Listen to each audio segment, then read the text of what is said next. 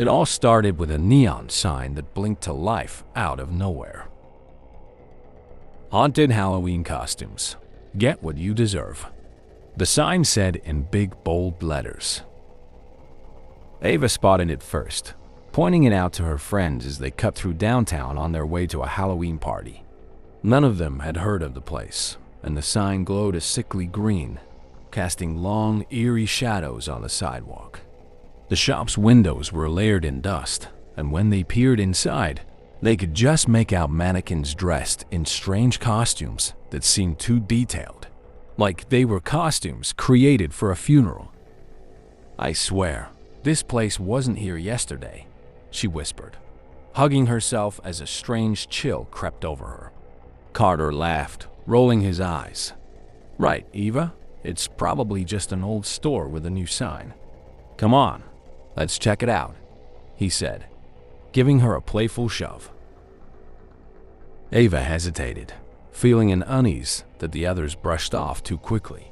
But Zoe and Mark were already following Carter, curiosity overtaking their better judgment. She sighed and trailed behind, the hairs on the back of her neck prickling with each step closer to the door. Inside, the shop smelled of stale air and mildew, laced with something that could only be described as old blood. Flickering candles lined the walls, casting shadows that twisted and writhed as they moved. Mannequins in unsettling costumes crowded the room, each outfit more disturbing than the last. A torn wedding dress that looked like it had been buried with its last owner, a firefighter's uniform that smelled faintly of smoke and ash, a grim reaper's cloak with frayed ends that seemed to quiver on its own. Then the shopkeeper appeared out of the darkness, a tall, thin man with skin so pale it looked almost blue, and eyes that seemed to devour the light around him. "Welcome," he said in a low, gravelly voice, his lips curling into a sharp, sinister smile. "Looking for something unique?" Zoe gave a nervous laugh. Yeah, but I don't think we can afford any of these," she muttered, eyeing a suit of armor with claw marks gouged into the chest plate. The man raised a hand. "Oh, no need to worry about price," he said, his fingers lingering over the mannequins as if caressing old friends. "In fact, you're welcome to any costume you choose, on one condition." Ava shivered. "And what's the catch?" The shopkeeper's smile widened, his teeth unnervingly white against his sunken cheeks. "Once you choose a costume, you must wear it tonight, all night, and you must follow its nature." He spoke the last word with a strange lilt, his voice sounding like he was savoring a private joke. Carter snickered, nudging Eva. "That's it? Deal. We'll take 4 costumes." The shopkeeper's grin stretched impossibly wide, and he gestured to the aisles. "Choose wisely. The costume must call to you, for best results." They wandered among the racks, each costume stranger than the last. Mark went straight for a pirate outfit, complete with a real-looking sword and a frayed jacket that seemed to glisten with salt water. Zoe's eyes lit up when she saw a Victorian gown with intricate lace and a dark stain on the bodice, perfect for her gothic princess look. Carter's gaze landed on a jester's outfit, painted with a twisted smile and bells that looked corroded with rust. Eva, though, couldn't settle on one. Each costume seemed to leer at her as she passed, drawing her in with an unsettling magnetism. Then she saw it, a faded black witch's cloak, sewn with strange symbols and topped with a pointed hat that looked like it had seen centuries of wear. It seemed to pulse under her touch, cold and almost alive. Despite the dread that filled her, she felt compelled to take it. The shopkeeper's eyes glinted as they held up their costumes, and his voice took on a mocking edge. "Enjoy your night," he whispered. "And remember, wear them completely." As they left the shop, an eerie silence followed them, like the air itself was holding its breath.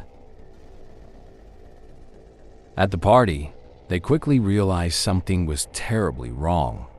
Ava's costume felt heavier than it had in the store, as though it were soaking up some dark energy in the room. She tried to laugh it off, but a cloak felt like it was slowly binding her shoulders, tightening like it had a mind of its own. Her friends looked uneasy too, their faces pale under the flickering lights of the party. I don't feel right," Zoe whispered, her voice tight with fear. She gripped the fabric of her gown, eyes darting around the room as if she expected something to leap out at her. "It's like this dress is taking over." Carter, usually the life of the party, was standing unnaturally still, his painted smile seeming to warp and widen as his head tilted in odd, jerky movements. He was watching the room with an intensity that made Ava's skin crawl. Mark's pirate costume looked soaked now, like he had just crawled from the depths of the ocean, with barnacles clinging to his coat. His eyes were wild and unfocused, darting between party-goers as though they were enemies he had to fight. He fingered the hilt of his sword, muttering under his breath, his words low and urgent. Ava could feel something dark whispering in her mind, ancient words in a language she didn't recognize.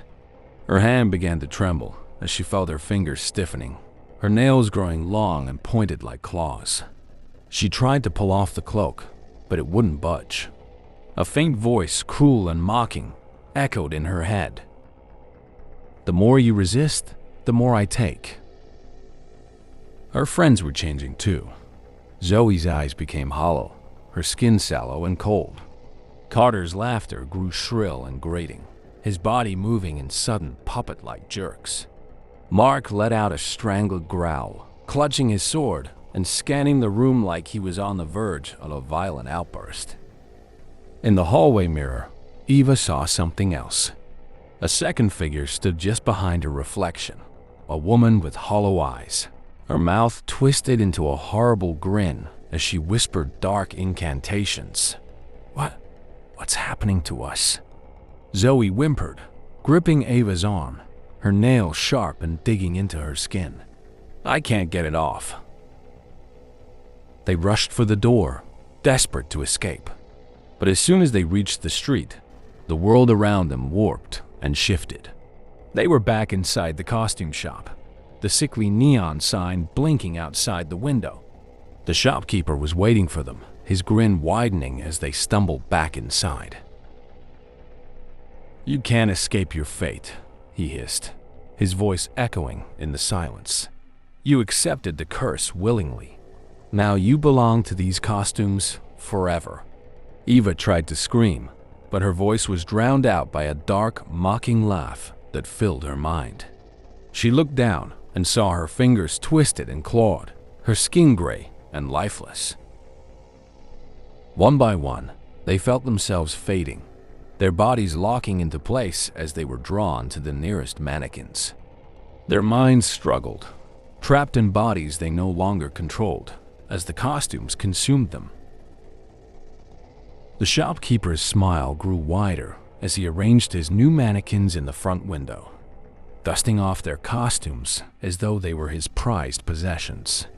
He stepped back, admiring his work as the neon sign flickered back to life. "Haunted Halloween costumes. Get what you deserve." And in the mannequin's glassy eyes, trapped and forever screaming, the souls of Ava, Zoe, Carter, and Mark stared out into the night.